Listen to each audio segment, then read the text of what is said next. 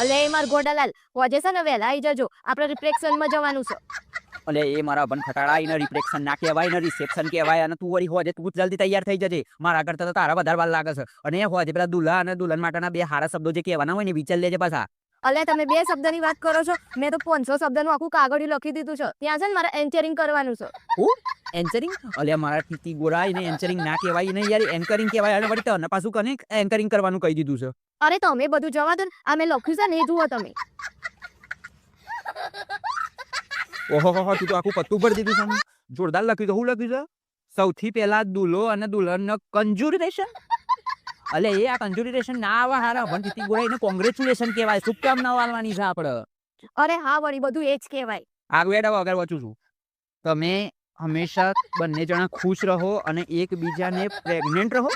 અલે આ હું લખ્યું છે? એકબીજાને પ્રેગ્નેન્ટ રહો. અરે એકબીજા જોડે પરમેનન્ટ રહો એમ કે યાર તું ચો જોતા બધું લખ કરે છે ખબર ના પડે ને. તો અમે સોના મોનામાં લખેલા ઉપર ચેકલા ના કાઢો ને, શાંતિથી વાંચો. હારું હેડ ને બાપા. તમે એકબીજાને પ્રમોટ કરતા રહો.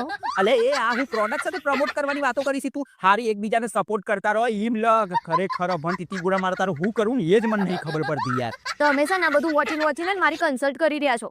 અરે એ તું સોની મોની વયથી જતી રહે ને કા કન્સલ્ટ કરે એને કન્સલ્ટ ના કહેવાય, એને ઇન્સલ્ટ કહેવાય. હું તારી ઇજ્જતના ધુવાળા કાઢી નાખ્યા બધું આખું કાગળિયું વચ્ચી અને આવું કાગળિયું લઈને તો કાંઈ એન્કરિંગ કરવા ના જતી નથી. નકર પેલા સ્ટેજ ઉપર લોકો આવે ને આપણે બેઓને મારીને ધુવાળા કાઢી નાખશે. એટલે શાંતિથી આવું હોય તો તૈયાર થઈ જજે ને થઈ સીધા ઘેર આવી જવાનું. આ બધું એન્કરિંગ આપણે કોઈ કરવાની જરૂર નહીં. આવડતું તો શાની એન્કરિંગ કરો છો ને.